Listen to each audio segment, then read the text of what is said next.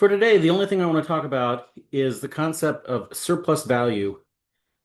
Karl Marx, spoiler alert, he's a socialist.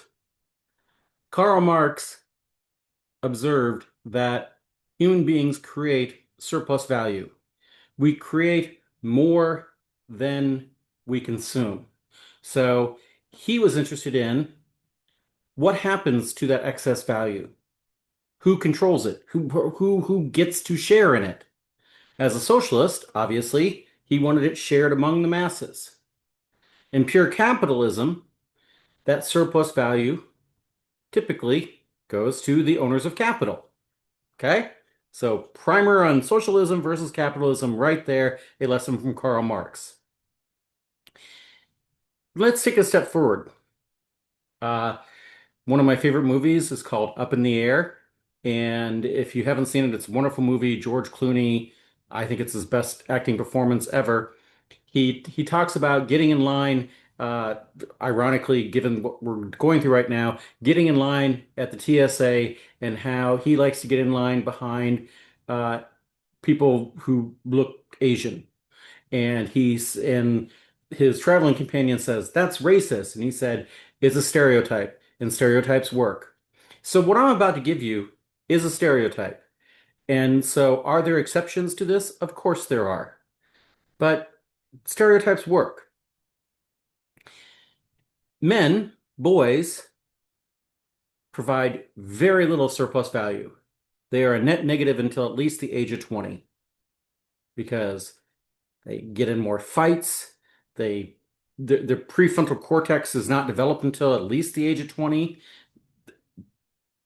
Boys cost a lot. Girls develop very differently, and they're often able to be more of a nurturing, caregiving position at, say, age 12. I have a very early memory of at age 12 visiting Jay Lieb's farm and helping him clean up stuff while Patty Peterson, one of our classmates, was watching the kids.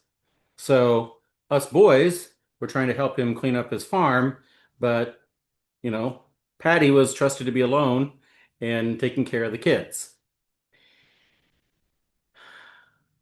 I, right now, have spent the past couple of days wondering how I provide surplus value.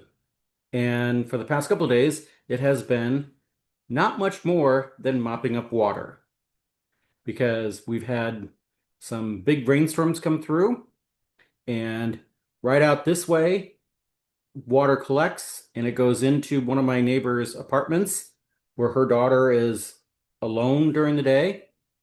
And so I'm going over there and mopping the water out of the way down a drain so it doesn't go into their apartment. Meanwhile, over at Cecile's apartment, just a few feet that way, water literally is coming in through the roof.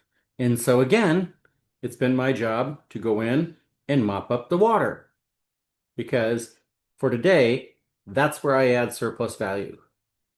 So yesterday, I had a detractor because I advocated for a living wage in a on a post in Eastern Iowa, and he said, "You know nothing about economics." And I was like, "Really?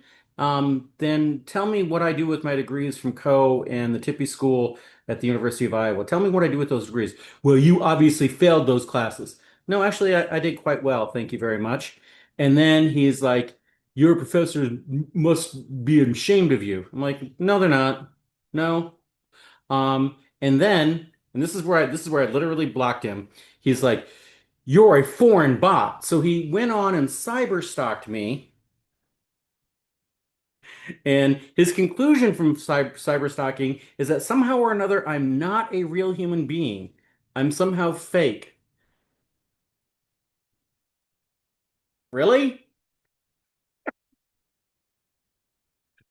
Uh, uh. I like to do, my two favorite phrases are life is weird. And speaking of Jay Lee, my sixth grade teacher, the one he liked was life in the fast lane. If it ain't fun, it ain't worth it. And Right now, it's still fun for me, but I'm also dealing with some people whose lives it's really rough out there. So do what you can to add surplus value to the other people in your world.